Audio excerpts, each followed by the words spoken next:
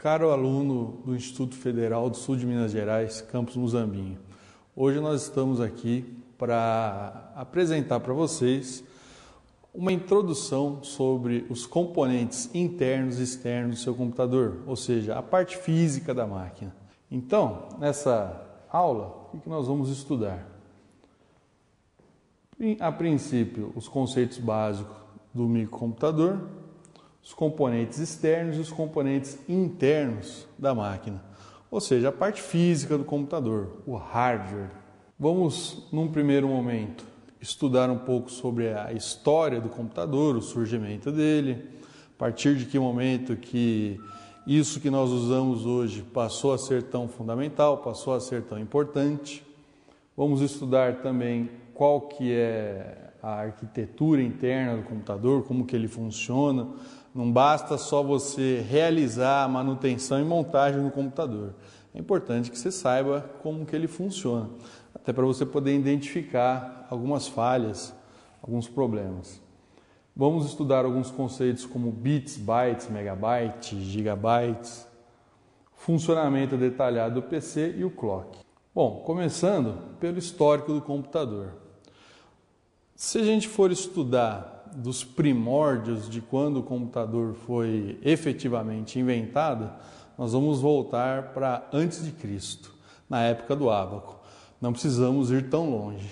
Vamos um pouco mais recente, a partir de 1981, quando a IBM, através do seu Personal Computer, criou uma arquitetura considerada aberta, um tipo de PC que passou a ser desenvolvido até nos dias de hoje. O que eles fizeram? Eles pegaram a invenção deles e abriram para as indústrias poderem, enfim, fabricar esse computador, esse personal computer. É o que nós temos hoje em dia ainda, né? O personal computer continua sendo aquilo que é utilizado nas empresas, nos escritórios, como um computador. Existem concorrentes, o iMac, por exemplo, é um deles, só que ele não é considerado um PC, né? Ele não é um computador de arquitetura aberta, ele não é uma máquina que possa ser desenvolvida por outras empresas, né? O IBM PC ele já tem essa característica.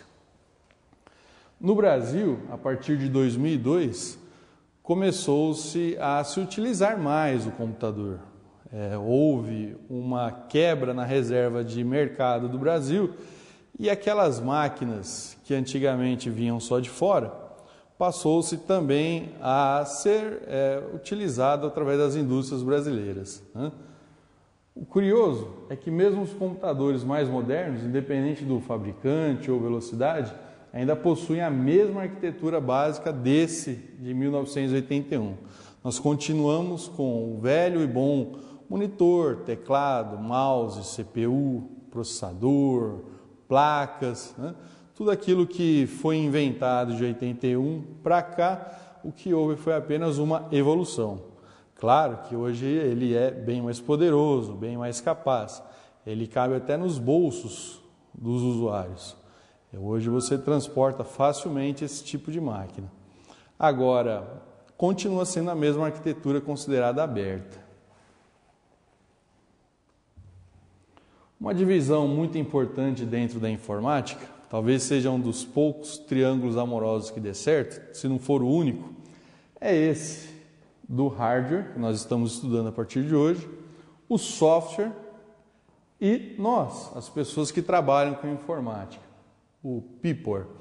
O software, ao longo do curso, você vai ter várias abordagens sobre ele, inclusive, né, acredito eu que até o presente momento você já tenha utilizado vários softwares, como o BR Office, o próprio Windows, o próprio Linux. Até para apresentar esse software aqui, apresentar para vocês essa aula, a gente está se utilizando de um software. Agora, sobre hardware, ao longo do curso, esse vai ser uma das poucas disciplinas que nós vamos estudar, o hardware. Então aproveitem bem, aproveitem ao máximo essa possibilidade, tá? A partir do momento que você tem essa união desses três componentes principais, você tem, enfim, a informática. tira qualquer um desses itens, você não tem mais a informática como ela é concebida. Nem o hardware, nem o software, nem o people não são menos importantes. Eles criam, né, isso que a gente chama de informática. Vamos falar um pouco, dentro do hardware, dos periféricos. O que é considerado periférico no seu computador? Tudo que fica ao redor da sua CPU, da sua central de processamento. Você pode considerar a CPU, por enquanto, como sendo ou a caixa, o gabinete, ou o processador realmente, ok? Tudo aquilo que circunda a sua CPU é considerado periférico, porque fica na periferia da sua máquina, fica em volta do centro nervoso aí do seu computador. E aí você tem alguns grupos de periféricos. Vamos dividi-los aqui dessa forma. Interface com o usuário, aqueles periféricos que você utiliza para se comunicar com o computador, que é o teclado, o mouse, né? Os periféricos de entrada, né? Também teclado, mouse, scanner, webcam. Os periféricos de saída, aqueles que te dão alguma resposta, aqueles que permitem à máquina fornecer algum tipo de resposta, que é o vídeo, a impressora, o som. Lembrando que hoje o computador é uma máquina extremamente multimídia, ou seja, ela se utiliza de todos os meios de comunicação disponíveis para poder entrar em contato com a pessoa, com o usuário. Os dispositivos de armazenamento, CD, DVD, Blu-ray, e os dispositivos de comunicação, né? A rede, o modem, né? Então esses são os nossos periféricos. Nós vamos estudar ao longo aí da aula alguns deles. Veja só como que esses periféricos trabalham com o seu computador. Ou seja, como que é o funcionamento do computador, como que funciona a arquitetura que foi aberta em 1981 para as empresas poderem explorar. Bom, começando aqui pelos periféricos de entrada, que são esses que eu acabei de citar. Teclado, scanner, webcam, microfone, captura de vídeo, ou seja, periféricos que transmitem para o computador, que fornecem para o computador qualquer tipo de informação, seja imagem, seja som, seja texto. Essas informações são transmitidas para o computador e processadas pela CPU. A CPU, nesse caso, não é simplesmente o seu processador. Ele é um conjunto de componentes que vão realizar o processamento. Nós vamos entender ao longo da aula quais são esses componentes, como que funciona efetivamente a sua CPU. Mas não tenha dúvida que a CPU é principalmente o seu processador, né? Ele que centraliza todas as ações da sua máquina. Ele que centraliza todos os processos do seu computador. Agora, ele não trabalha sozinho. Ele precisa também das memórias. A memória que o computador mais utiliza desde o momento que você está trabalhando com ele é a memória RAM.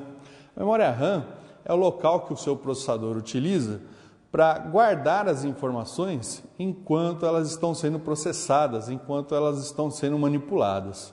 A mesma coisa, por exemplo, quando você vai realizar algum tipo de anotação, né? Imagina, por exemplo, agora, nesse instante, ao longo da aula, muito provável que você esteja fazendo algumas anotações, aquilo que você considera mais importante.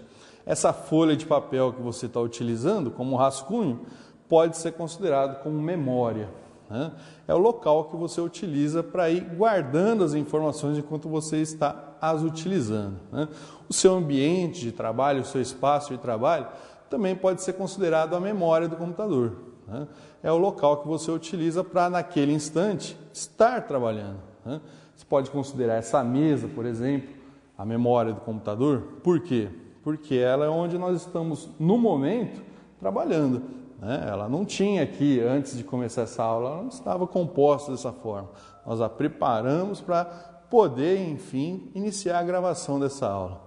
Então, a memória RAM, principalmente, né, é onde você guarda as informações que estão sendo manipuladas naquele momento. É onde as informações estão sendo guardadas temporariamente enquanto você a está utilizando, ok?